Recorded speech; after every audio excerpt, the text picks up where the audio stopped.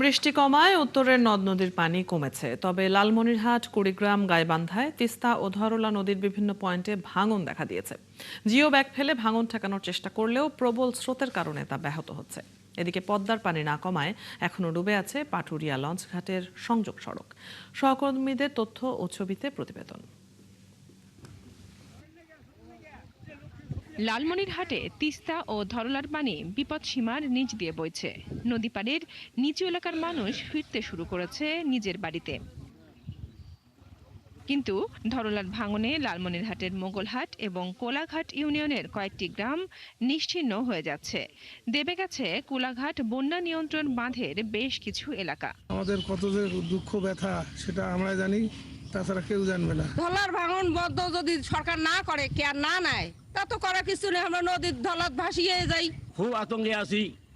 সরকারের যে কুড়ুল কালীবাড়ির প্রাথমিক বিদ্যালয় আছে, সেই বিদ্যালয় পর্যন্ত ভাঙছে। পানি উন্নয়ন বোর্ড জিও ব্যাগ ফেলে ভাঙন ঠেকানোর চেষ্টা করলেও প্রবল স্রোতের কারণে কাজ ব্যাহত হচ্ছে।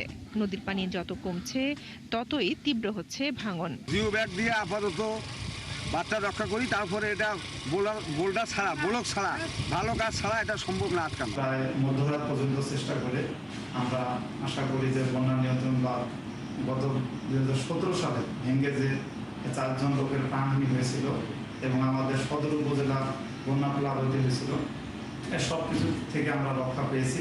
এদিকে বন্যার্তদের মাঝে বৃহস্পতিবার ত্রাণ বিতরণ করেছেন ত্রাণমন্ত্রী আসাদুল হাবিব দুলু। যেখানে বেশি পানিবন্দী লোক থাকবে সেখানে শুকনো খাবার দিব আমরা। আপাতত আমাদের এটি কাজ। পরবর্তীতে যে সমস্ত বাড়িঘর ভেঙে গেছে তাদের একটি অ্যাসেসমেন্ট হচ্ছে, অ্যাসেসমেন্ট হলে তাদের পুনর্বাসনের ব্যবস্থা করব। কুড়িগ্রামেও সবগুলো নদ নদীর পানি কমেছে মানুষের পাশাপাশি গবাদি পশুর দুর্ভোগ। তবে 30টি পয়েন্টে চলছে ভাঙন। ওইসব এলাকায় জিও ব্যাগ এবং ব্লক ফেলছে পানি উন্নয়ন বোর্ড। নদীর পানি কমার সাথে সাথে গাইবান্ধা সদর, সুন্দরগঞ্জ, সাঘাটা ও ফুলছড়ি উপজেলায় ভাঙন শুরু হয়েছে। এদিকে পদ্মার পানি না কমায় এখনো ডুবে আছে পাটুরিয়া লঞ্চঘাটের সংযোগ সড়ক। এতে ঝুঁকি নিয়ে লঞ্চে উঠছেন যাত্রীরা। যাত্রী যাতে চলতে পারে সেজন্য কিছু জিও ব্যাগ ফলাইছে, গতকাল আজও ফলাইছে, যাতে যাত্রী লঞ্চ ঘাটে যাইতে পারে। বস্তা তোলা গেলে আরো যাত্রীদের হয়রানি হবে। বিআইডব্লিউটিএ কর্তৃপক্ষ জানিয়েছে, পানি বৃদ্ধি অব্যাহত থাকলে লঞ্চ সার্ভিস বন্ধ করে দিতে হবে।